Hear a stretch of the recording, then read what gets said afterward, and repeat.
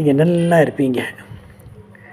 நாம் செய்கிற உதவி என்பது பல பேருக்கு நன்மையாக இருக்கும்படியாக, பல பேர் சொல்லும்படியாக, பல பேர் புகழும்படியாக அதை செய்தால் தேவன்தாமே நம்மையும் ஆசீர்வதிப்பார். இதை கருத்தில் கொண்டு நடந்த ஒரு சம்பவத்தை கூறி அதை பைபிளோடு ஒப்பிட்டு பார்க்கும்போது யார் எங்கிருந்து இதை கற்றார்கள் என்பது நமக்கு நன்றாக தெரியும். நம்முடைய இந்தியாவுடைய பிரசிடண்டாக இருந்தவர் அப்துல் கலாம் அவர்கள். அப்துல் கலாம் அவர்களே ஒரு முறை அமெரிக்கா போயிருந்தபோது அமெரிக்காவுடைய பல பேர், நீங்கள் பெரிய விஞ்ஞானி ஆயிடுச்சே, ராக்கெட்டெல்லாம் விட்டிருக்கிறீர்களே, உங்களை போல ஒரு விஞ்ஞானி கிடைக்கவில்லை, உங்களை சந்தித்தது மிக்க மகிழ்ச்சி, ஆனாலும் உங்களிடத்தில் ஒரு கேள்வி கேட்க விரும்புகிறோம் என்றார்கள். அவர் கேளுங்கள் என்று சொன்னார்.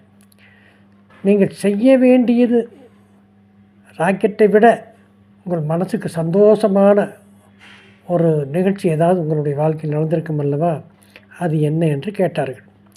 அப்போது அவர் சொன்னார், நான் ஒரு முறை ஸ்கூலுக்கு போயிருந்தேன்.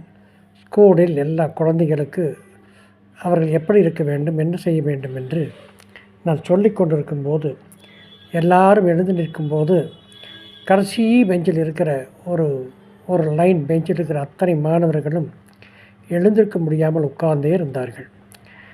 நான் கடைசியாக அங்கே வகுப்பாசிரியரை கூப்பிட்டு என்ன ஏது என்று கேட்கும்போது அவர்கள் எல்லோருமே கால் ஊனமுற்று செயற்கை கால் பொருத்தி இருப்பதை அந்த வாத்தியார் சொன்னார். உடனே அவர்களை முன்பில் வர சொன்னபோது செயற்கை கால்களை தாக்கு பிடிக்கிற அளவுக்கு, அதை வெயிட்டை தாக்கு பிடிக்கிற அளவுக்கு அந்த செயற்கை கால்கள் இரும்பு கால்களாக இருந்தபடினால் குழந்தை நிற்க முடியாமல் பேலன்ஸ் இல்லாத காரணத்தில் உட்கார்ந்தே கேட்டார்கள். உடனே எனக்கு ஒன்று தான் தோன்றியது. உடனே அதை சிந்தித்து இது எப்படி வெயிட்லெஸ்ஸாக இடையில்லாமல் இவர்கள் நிற்கத்தகுந்த அளவு கால்களை உருவாக்கி தர வேண்டும் என்று அதை சிந்தித்து நான் அவர்கள் போட்டிருந்த எடையை விட 90% கம்மியாக அதை எளிதாக ஈஸியாக நடக்கக்கூடிய அளவு அவளுக்கு அந்த கால்களுக்கு பொருத்தமான ஒரு கால்களை நான் கண்டுபிடித்ததான் என்னுடைய வாழ்க்கையிலேயே மிகுந்த சந்தோஷமான காரியம் என்று சொன்னார்கள். அதை கேட்டு எல்லோரும் கைதட்டி மகிழ்ச்சி அடைந்தார்கள். காரணம் என்னவென்றால் எத்தனையோ பேர் கால்கள் ஊனமாக இருக்கிறார்கள்.